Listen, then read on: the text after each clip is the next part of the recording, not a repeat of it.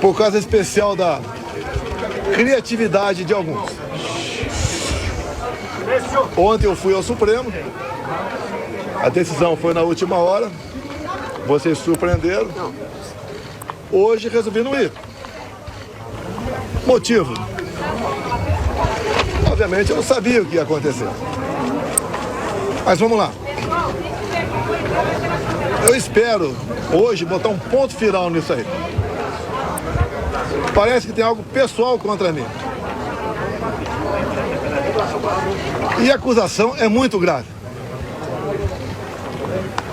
E são infundadas. E não é da boca para fora. Eu vou demorar um pouco, mas tem muitas novidades para vocês.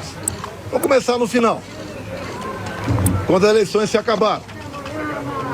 No dia 2 de outubro, 2 de novembro, alguns de vocês estavam lá na Alvorada e eu fiz um pronunciamento à nação. Coisa rara, né? Fiz um pronunciamento lido à nação. Eu vou ler apenas um parágrafo desse pronunciamento, que infelizmente não está no inquérito do ministro Alexandre de Moraes.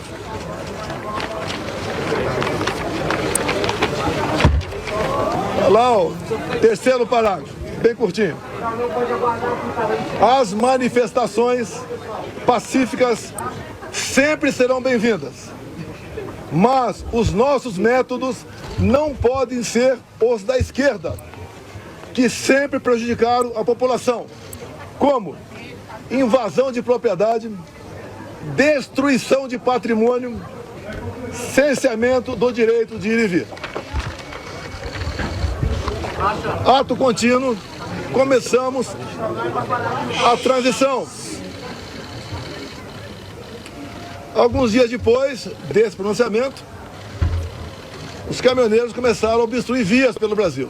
Eu fiz um vídeo pedindo para que eles se desmobilizassem. Eu não tinha intenção nenhuma em parar o Brasil, criar o caos, ou estava pensando em outra coisa. Eles cumpriram esse pedido meu. Durante a transição, conduzida pelo senador Ciro Nogueira, tive um encontro no começo de dezembro, no Alvorada, com o escolhido futuro ministro da Defesa, José Múcio.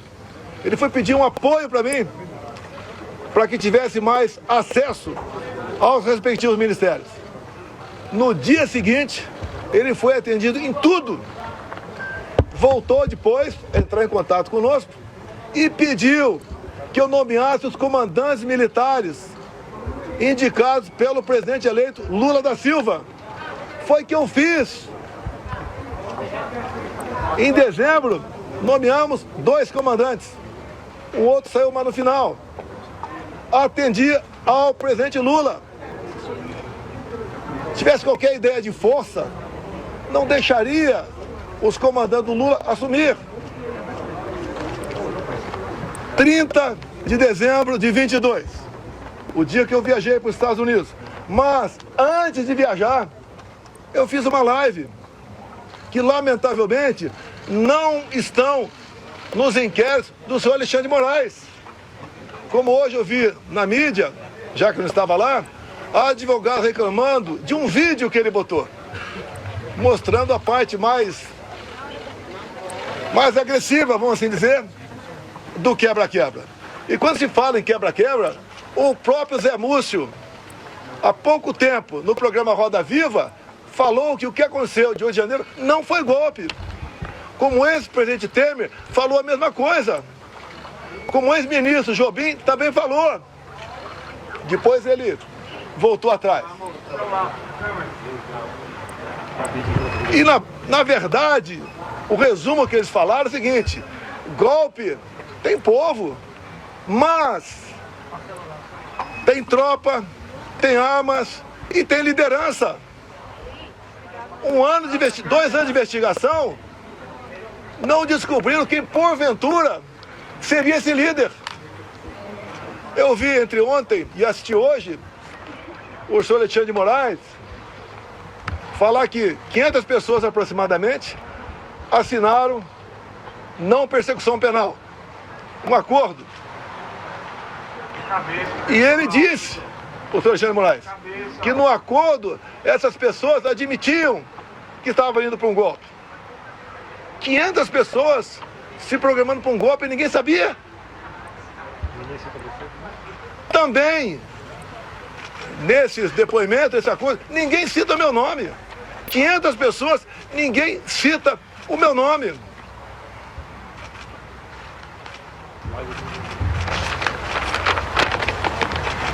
Vamos aqui para a live de 30 de dezembro, o dia que eu viajei para os Estados Unidos. Um pedacinho bem curto aqui, mas lamentavelmente as imagens não estão no inquérito do Alexandre de Moraes. Ele bota o que ele quer lá. Por isso, seus inquéritos são secretos ou confidenciais. Na live. E repito, em nenhum momento fui procurado para fazer nada de errado, violentando, seja o que for. Eu entendo que fiz a minha parte. Estou fazendo até agora a minha parte. Hoje são 30 de dezembro. Até hoje eu fiz a minha parte dentro das 4 linhas. Não vamos achar que o mundo vai acabar dia 1º de janeiro. Vamos pro tudo ou nada. Não! Não tem tudo ou nada. Inteligência. Mostrar que somos diferentes dos outros. Nós respeitamos as normas, as leis, a Constituição. Nós sabemos dar valor à liberdade. Talvez isso seja o de mais importante. Mas o pessoal deve perguntar, por que estado de defesa? Lá atrás foi discutido estado de sítio. Você deve se lembrar, na matéria do Gringão, que passou para a Folha de São Paulo, áudios. Um dos áudios dizia, carregue num 4-2. Eles estavam na dúvida do que me acusar. Estavam na dúvida. Ele achou naquele momento que era melhor falar que queria dar um golpe usando o artigo 142 da Constituição. E agora, entre ontem e hoje, palavras do ministro relator, ficou convencionado por ele, estado de defesa. E o decreto estava pronto para assinar. Seria então, se eu assinasse, o início do golpe. Segundo o ministro relator, configurou-se o golpe a partir desse momento. Mas, antes de hipotética assinatura de um decreto de estado de defesa, como está no artigo 136 da Constituição, o presidente da República tem que convocar os conselhos da República e da Defesa. Aí seria o primeiro passo. Não adianta botar um decreto na frente do presidente de estado de defesa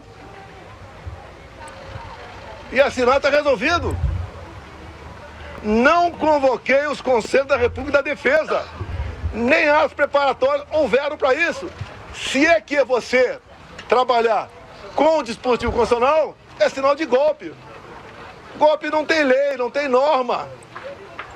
Golpe tem conspiração com a imprensa, com o parlamento, setor do poder judiciário, setor da economia, fora do Brasil. Forças Armadas em primeiro lugar, sociedade, empresários, agricultores. Aí você começa a gestar um hipotético golpe. Nada disso houve. Agora, por que se comentou estado de defesa e estado de sítio? Para a gente desmontar de vez essa história de golpe em cima de um dispositivo constitucional. 2014, acabaram as eleições, Dilma ganhou de Aécio Neves. O que o PSDB fez? Contratou uma auditoria externa. Talvez para dar mais credibilidade ao parecer final. Conclusão, parecer final da auditoria externa contratada pela PSDB sobre eleições. As urnas são inauditáveis. Não sei eu que disse isso. Isso foi em 2015. Eleição de 2014. Desde 2012, eu já tinha ações dentro da Câmara dos Deputados pelo voto impresso. Antes de mim, Flávio Dino foi claro, dizendo que perdeu as eleições por causa do voto eletrônico. Antes disso também, Carlos Lupe, do PDT, em inserções de programa eleitoral gratuito, ele disse: eleições sem voto impresso é fraude. E foi ele que entrou com uma ação contra mim no TSE. Outros 10, 12 falavam a mesma coisa. Eu não era sozinho, não estava sozinho na defesa do voto impresso. Eu não sou obrigado a acreditar, confiar num programador. Eu confio na máquina. Não sou obrigado a acreditar num programador. Em 2015, eu, deputado Jair Bolsonaro, aprovou uma emenda numa proposta de lei eleitoral, cujo relator era Rodrigo Maia, permitindo o voto impresso. A senhora Dilma Rousseff vetou. Foi derrubado o veto. Na Câmara, algo surreal. Até o PT votou para derrubar o veto. Ato contínuo. Fui convidado pelo ministro Supremo, Luiz Fux, a ir ao TSE. Chegando lá, encontrei o ministro Fux. Tratou muito bem, feliz. Ele me convidou para ir para lá. E falou que o TSE tinha tomado todas as medidas para implementar o voto impresso nas eleições de 2018. E ele falou: deputado, por falta de recurso, apenas 5% das sessões terão voto impresso. Eu falei: é uma excelente referência. É mais número de eleitores do que uma pesquisa. Eu só faço um pedido para o senhor: pulverize as urnas. Ele falou: já está programado, serão pulverizadas. O TSE começou a preparar. Tem um vídeo do ministro Gilmar Mendes, ministro Barroso, elogiando a nova urna eletrônica com a impressora do lado. Bem, poucos meses depois, por 8-3, o Supremo Tribunal Federal disse que a urna era inconstitucional. Essa ação foi proposta pela senhora Raquel Dodge na época, chefe do MP. Porque a impressão do voto, segundo o Supremo e ela, segundo o Supremo e ela, a impressão do voto colocava em risco a segurança das eleições, o sigilo do voto. Esses foram os argumentos. Deixo claro que na Venezuela só foi possível detectar fraude o ano passado por causa do voto impresso. Foi a primeira vez que a Venezuela adotou o voto impresso. Por que a Venezuela fez isso? Já que o sistema eleitoral deles era exatamente igual ao nosso. Porque houve um momento que o governo Biden queria comprar petróleo da Venezuela. E não podia comprar o petróleo sem nada em troca. Então foi feito um acordo, governo Biden dos Estados Unidos, governo Maduro da Venezuela e oposição. E impuseram então o voto impresso. Ele foi testado a primeira vez, em dezembro do ano retrasado, na Venezuela, num referendo, se podia ou não invadir a Guiana para tomar posse da região de Essequibo, que depois que apareceu o petróleo, a Guiana ficou um país cobiçado. E o Maduro, quando foi votar no referendo, falou: aqui você vota sim, sim, sim, sim, papelzinho, não é igual a outro país, é papelzinho dentro da urna. E o Maduro aceitou por que o voto impresso? Já queria ter problema com a Maria Corina ou com o Capriles, os maiores adversários dele naquele momento. O que ele fez? Tornou-os, Maria Corina e Capriles, inelegíveis por 15 anos. Qual a acusação? Atos antidemocráticos. Subiram no carro do som e criticaram o governo Maduro. Isso passou a ser ato antidemocrático. A gente começa a lembrar um pouquinho do Brasil ou não? As duas oposições mais fortes, fora da ficha eleitoral, o Maduro pensou que fosse entrar em campo e ganhar para o WO.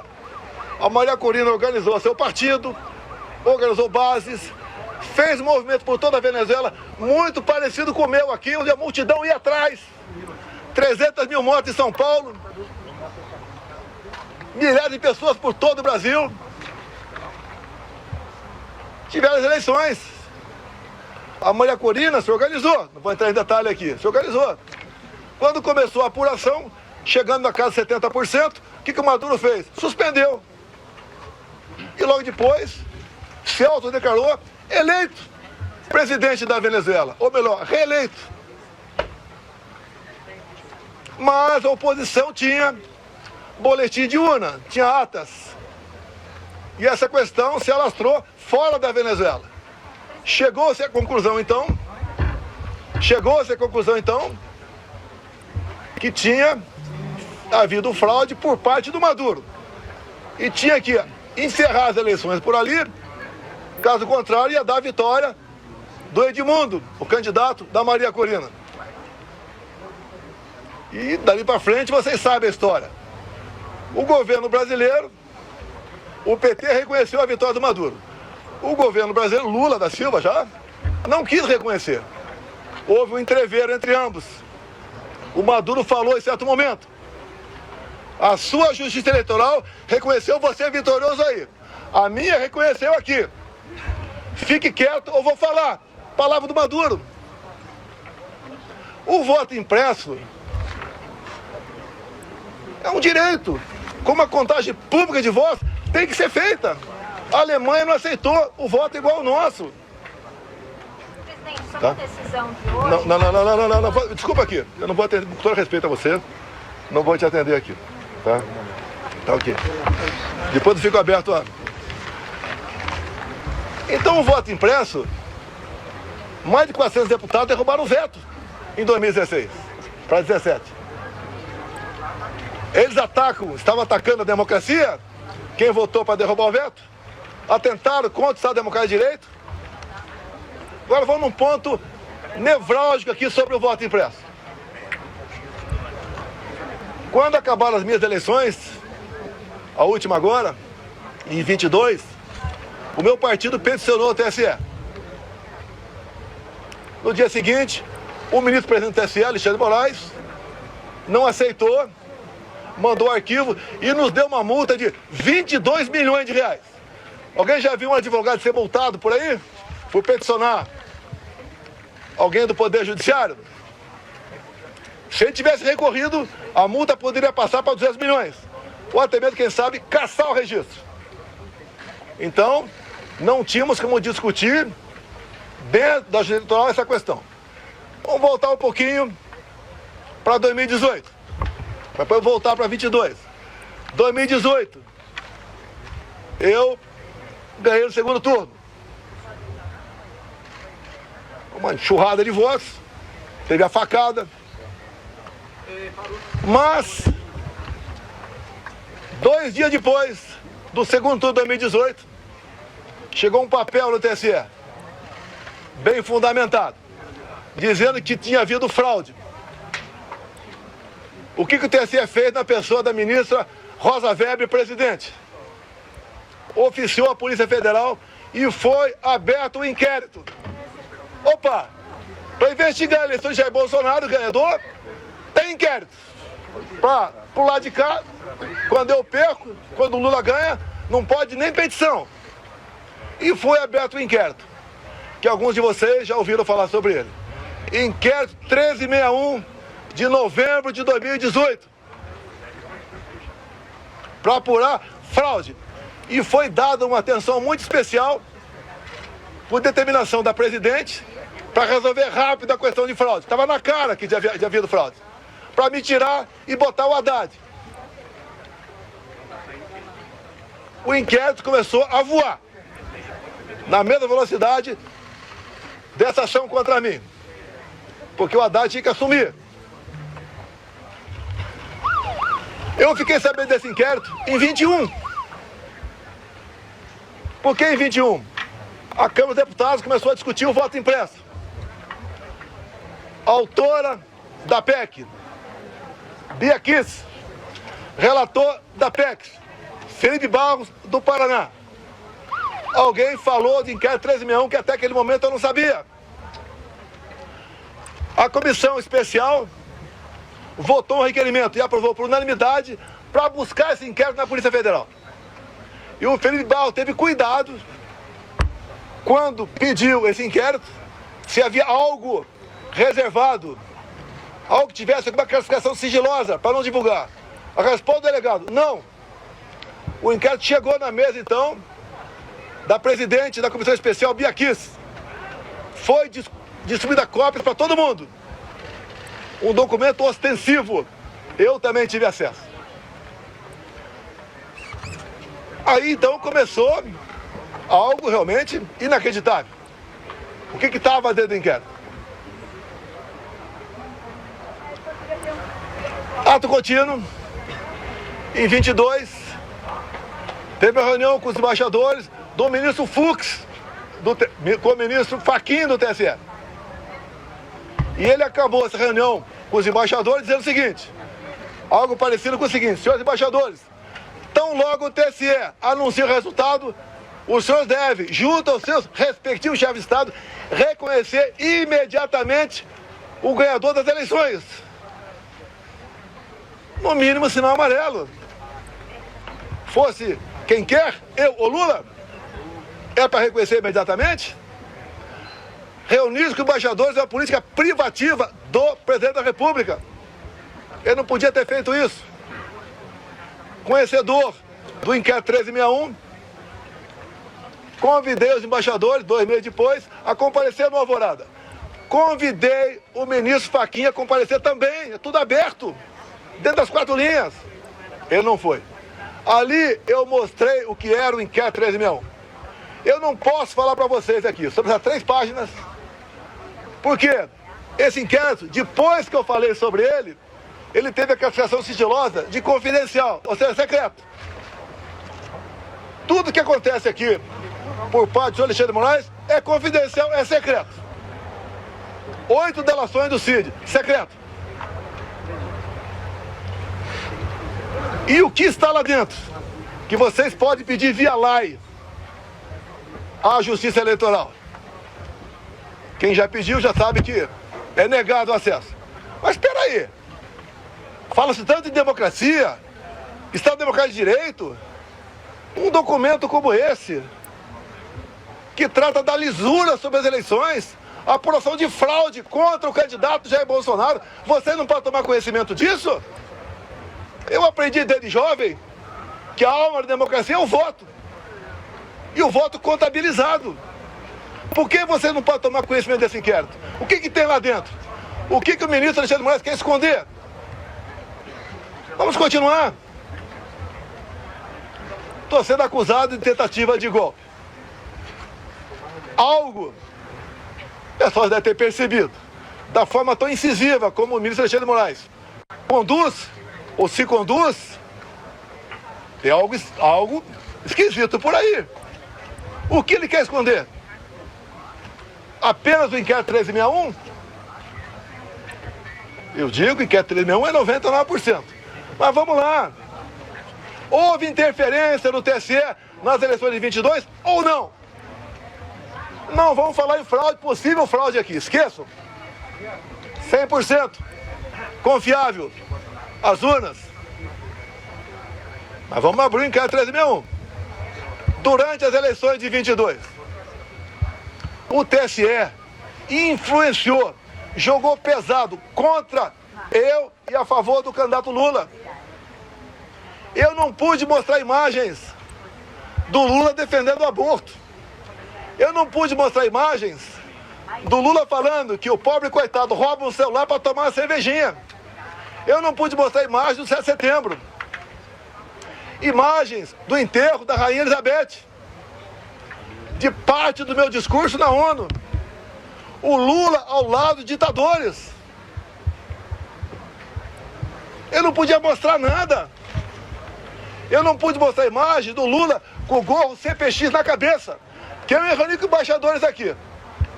Ele foi no Morro do Alemão, se reuniu com líderes comunitários que só são eleitos com apoio do tráfico.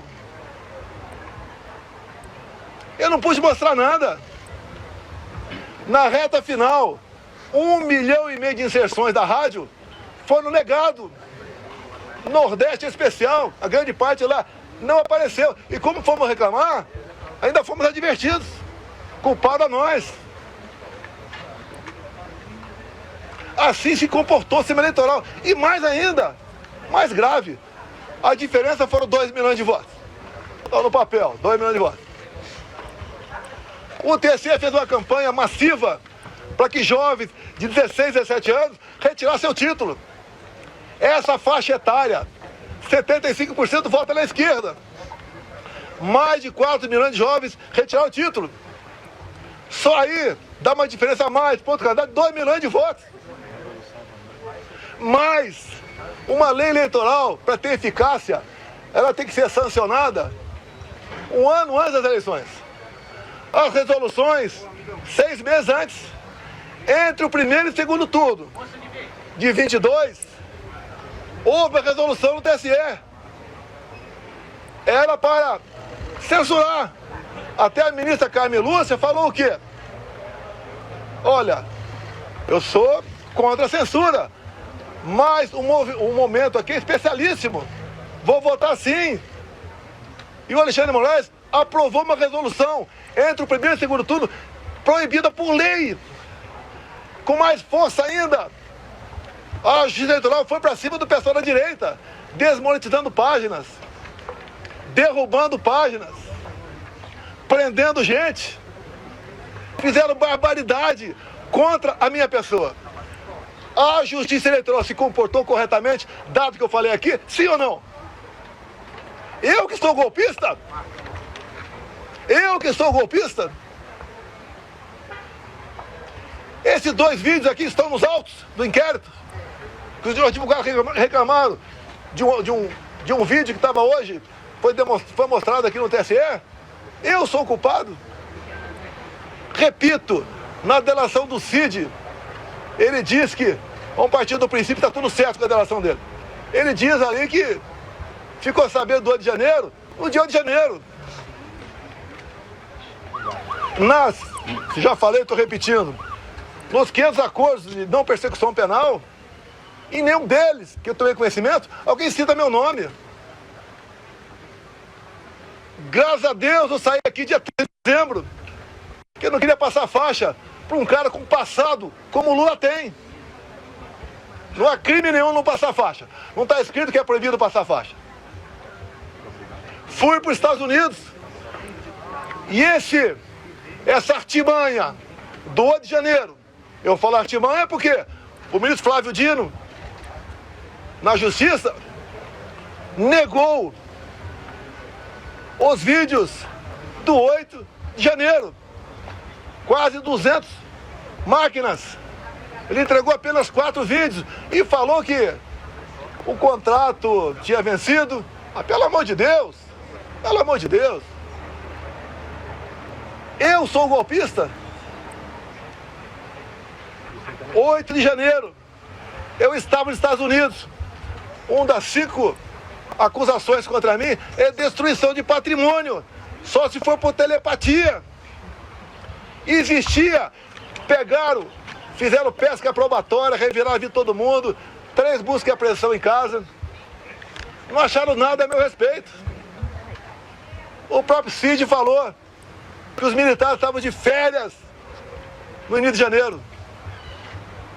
Daí invento, o Lula ia assinar uma GLO. Se assinar é problema dele, pô. Vai dar golpe com os comandantes do Lula? Se os meus tivessem mantido, podia até ter uma elucubração nesse sentido. Os comandantes jamais embarcariam numa aventura. Discutir, como disse o então comandante do Exército, discutir hipóteses de dispositivos constitucionais, isso não é crime.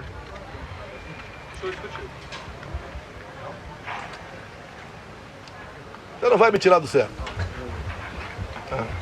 Acho que a maioria já aprendeu aqui como é que eu ajo.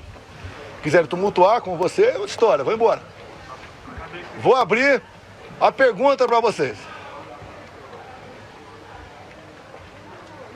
Diz Alexandre de Moraes que o golpe começou dia 29 de julho de 21.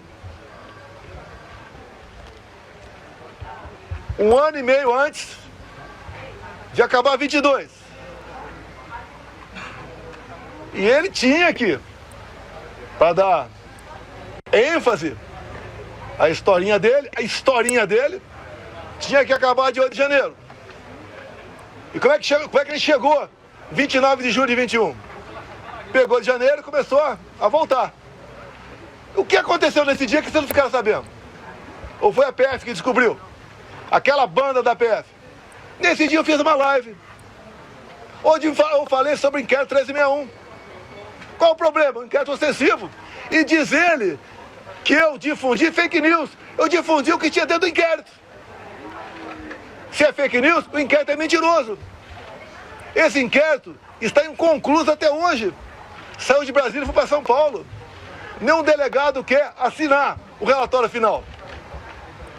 Dado as barbaridades nessas 3 páginas sobre o sistema eleitoral. Eu acredito que vocês querem ter conhecimento disso aí. Vamos botar um ponto final? Vamos! O senhor Alexandre de Moraes suspenda o sigilo do inquérito 1361 de novembro de 2018. É fácil! Vamos para a verdade, vamos botar tudo na mesa. Por que essas prisões absurdas? 17 anos, como 14 para Débora agora. A Débora é uma golpista, terrorista. Ela está sofrendo mais que qualquer ser humano pode sofrer na vida. Ela acorda e dorme, sem dar um beijo, sem dar um banho nos seus filhos. De 10 e 7 anos de idade. Por que 14 anos, 17 anos? Quer botar 30 em mim. Se eu tivesse devendo qualquer coisa, não estaria aqui. Fui para os Estados Unidos, graças a Deus, que se tivesse aqui de 8 de janeiro, estaria preso até hoje. Ou morto. Que é o sonho que eu sei que é de alguns aí. Que eu preso vou dar trabalho. Não vai acontecer não, Deus está contigo, presidente. Então, aqui está grande parte, quase toda a verdade que interessa. Repetindo, 2 de novembro de 22. Quando eu falei com a imprensa, li um papel e começo dizendo que vão sentir saudade de mim, como estão sentindo hoje. Eu vou estar o mês que vem no Rio Grande do Norte com o senador Marinho, como eu já tive outras vezes, depois das eleições. O tratamento é excepcional. Porque o João 832 eu usei na campanha e durante meu mandato. A verdade dói, mas o povo entendeu que a verdade é necessária. É picanha, de gás, cervejinha. Não tem nem ovo agora. A inflação está aí. O povo não quer mais confusão. Por isso que eu falo de anistia. Eu duvido que uma mãe aqui não se coloque no lugar da Débora e não queira anistia. Não encontrar nenhuma arma aqui. Eu estou sendo acusado junto com essas pessoas que foram presas. Tentativa armada. Que arma? Vai no Senado aqui. As armas apreendidas, estilingue, medo de mais nada. Que mais? Uma senhora com a Bíblia. Agora, as coisas aconteceram antes do pessoal que estava no acampamento vir para cá. Porque tem vídeo de pessoas comuns mostrando um cara sozinho quebrando tudo por aí. O próprio Lula tem vídeo dele falando: temos que saber quem deixou abertas as portas aqui do Palácio. Foi facilitado. Quando aconteceu o de janeiro, a imprensa só mostrava uma imagem, escolhida a dedo, só uma. Aquele cara magrinho, né? Com uma camisa, a minha estampa na barriga, derrubando o relógio. Só mostrava isso. Alguns dias depois, o Lula estava fora do Brasil, acho que era a China, defendendo a mudança do padrão dólar. 3 dias depois, a TV CNN mostrou as imagens do G. Dias lá dentro. Junto com perigosos, terroristas e golpistas, ele andando à vontade lá dentro. dorme aqui embaixo, no meu tempo, por volta de 60 militares. A maioria cabe soldado, armado. E a ordem é qualquer negócio, ir pro pau, armado, com fuzil. Alguém viu algum soldado armado nesse dia? Facilitaram a entrada deles. Não resta mais dúvida tocante a isso. Comigo, até o ministro Fux falou hoje, né? Que teve um 7 de setembro que ele ficou preocupado. Daí ele falou, graças à Polícia Militar do DF, nada aconteceu. Naquela época, o ministro Fux falou comigo, eu era presidente. O ministro, fique tranquilo, o nosso pessoal não faz baderna. Quando acaba o movimento, não tem papel no chão. Se é na Paulista, não tem um vidro quebrado. Não tem um cesto de lixo incendiado. E numa boa. Sem problema nenhum. O que assusta um outro lado, quando se fala em sistema? Que comigo foi diferente. Deus me deu a segunda via e me deu um mandato. E eu montei um ministério técnico, coisa que vocês nunca viram na vida de vocês. Como agora, continua o balcão de negócio. Ministério estatal, bancos oficiais. Comigo não tinha isso. Apesar da pandemia, que a gente lamenta as mortes, gastamos R$1 trilhão. Reflexo da guerra. Terminamos 22 com saldo de 54 bilhões. Negociei com o Arthur Lira aqui, votação de um projeto para a gente poder zerar impostos federais de combustíveis. E zeramos. O Paulo Guedes, na nova política dele de reindustrialização, diminuiu em 30% o IPI de 4 mil produtos. Eu zerei imposto de importação de muita coisa. Pneu de caminhão, peça de trator, material para energia fotovoltaica, medicamentos. E eu comecei a arrecadar mais. Com esse governo, só se fala em taxa.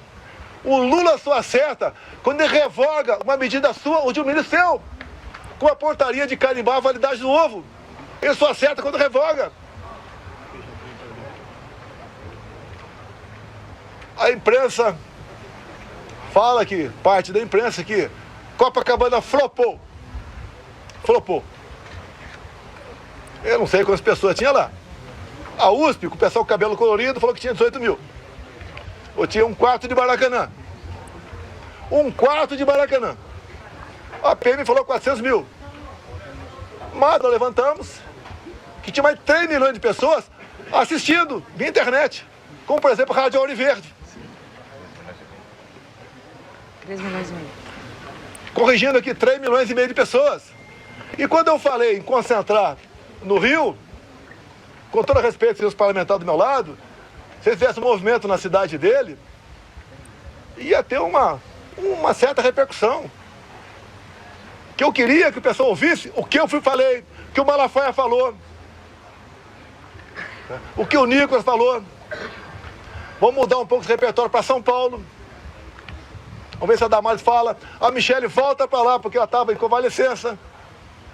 Agora, dia 30, agora, vai ter o movimento da esquerda. Tô até promovendo. O movimento da esquerda na Paulista. Qual é a pauta? Prisão pro Bolsonaro. E sem anistia. Lá não tem mãe, não. Que não se coloca no lugar da Débora. Vamos ver quantas pessoas vão para lá. Na semana seguinte, 6 de abril, vai ter o nosso. Tudo acertado com o Tarcísio. Devemos ter pelo menos 6 governadores. Mais de 50 parlamentares. Vamos continuar nessa luta da anistia. A anistia é perdão, é passar a borracha. É fazer o Brasil voltar à sua normalidade. Eu não quero conflito, confronto.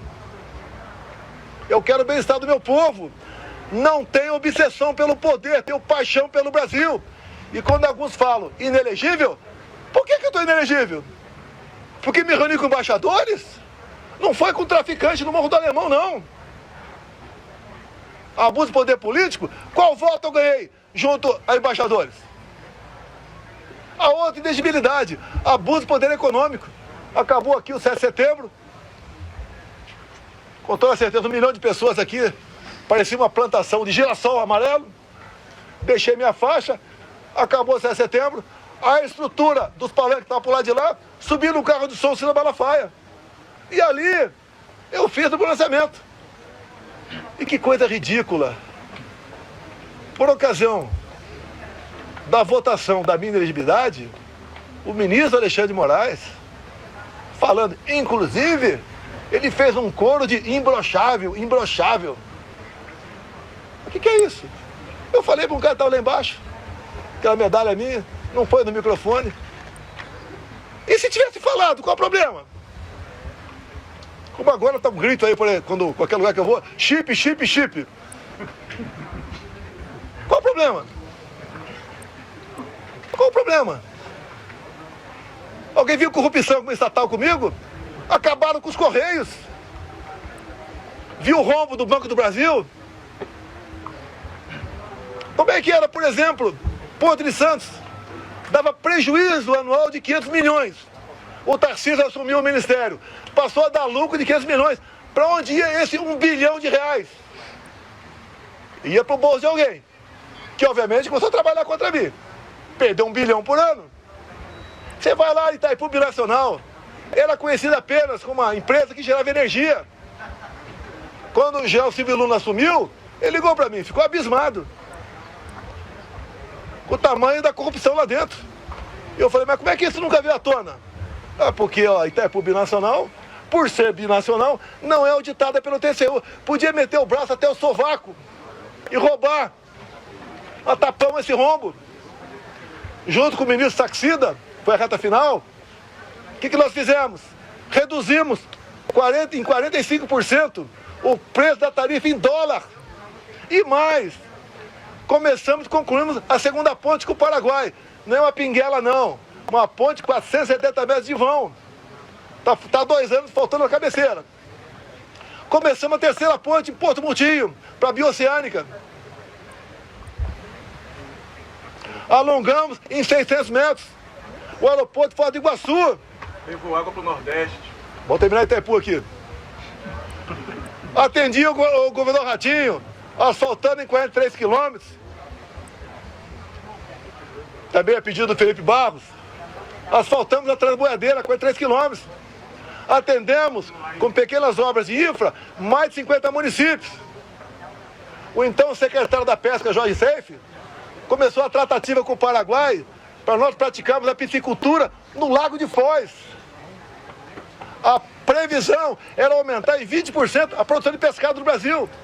Faltou o último passo, que mesmo do nosso lado tinha que ter autorização do Paraguai. Mais um exemplo do estatal, que deixar de meter a mão nela.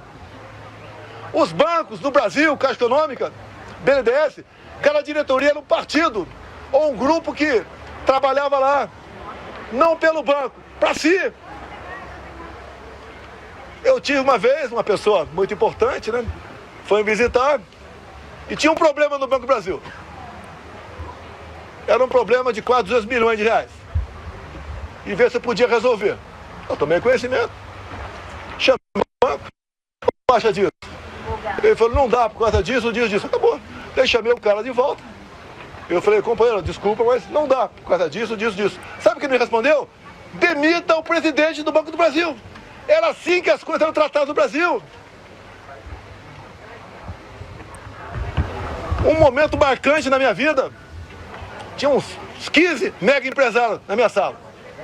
Daí um falou o que pra mim? Tô vindo do SPU. Pela primeira vez não fui achacado quando entrei lá. Olha como é que funcionou a Polícia Federal e a Polícia Rodoviária Federal. Recorde de apreensão de drogas e armamento. Olha o campo. Acabamos com a invasão do MST. Como? Armamento pessoal. Arma não mata. Tanto é que o povo, em grande parte, teve arma. E diminuiu em quase 30% o número de mortes por arma de fogo do Brasil. O Tarcísio foi um gigante. Acabamos com muitas balsas pelo Brasil. O Marinho levou água para o Nordeste. Com Saxida na reta final, acertamos toda a documentação para eólicas offshore na costa do Nordeste, para gerar o equivalente a 50 Itaipus. O Saxida acertou a documentação para a exploração de lítio na região mais pobre de Minas Gerais, que é o Vale de Quitinhonha. O Saxida também acertou a regulamentação para nós começarmos a explorar urânio lá em Santa Quitéria, Ceará. O que o Lula fez no final do ano passado? Teve aqui reunião do G20. Assinou 37 memorandos e acordos com a China. Entre os acordos, entregou o nosso urânio para a China. Acordos têm que passar pelo parlamento. E a comissão inicial é Relações Exteriores e Defesa Nacional. Por isso, eu me empenhei, junto com o nosso partido, ninguém foi violentado por causa disso, a indicação seria do Eduardo Bolsonaro. Com toda certeza, pressão de fora, bateu aqui dentro. O Lula quer botar o Brasil no colo da China. É só vocês da imprensa tomarem conhecimento dos 37 memorandos e acordos, até acordo satelital. O que o Lula quer? Quer uma internet dele e a China aqui dentro. Não tem como esse país ir para frente. Não tem. É impossível esse país ir para frente. Temos potencial para dar um salto enorme. Por que não vai para frente? Grupelhos. E quando eu acabo com o loteamento, ou em grande parte, desses loteamentos, em estatais, em ministérios, em bancos oficiais, eu estou dando um golpe nessas pessoas que sempre se viveram na sombra do poder. Botamos um ponto final nisso. Se eu fosse um tido presidente, mané, né, como outro qualquer, ninguém está preocupado em processar. Me pinto agora nesse inquérito como o maior criminoso da democracia. Eu não interferi no TSE, o outro lado interferiu. Eu não soltei nenhum bandido para disputar a eleição. Eu não tornei nenhum bandido elegível, anulando condenações para poder disputar a eleição. Dá para entender uma união de Alckmin com Lula? Com tudo que eles foram do passado? Que constrangedor para o Alckmin ir num evento com Lula e cantar Internacional Socialista. O Alckmin para o Irã fica ao lado de 4 terroristas, 3 já foram eliminados. O Alckmin e Lula falar que o Hamas não é um grupo terrorista. O que eles querem fazer com a polícia militar agora? Numa PEC. Acabar com a polícia militar no Brasil. Não tem nada para dar acesso ao país. Vou encerrando, abrindo para alguma pergunta. Presidente, o senhor teme uma eventual prisão agora que o senhor se torna réu? Os advogados orientando aqui a não dar... Não, presidente, o senhor teme uma prisão. Como que o senhor se sentiu sobre o julgamento, presidente?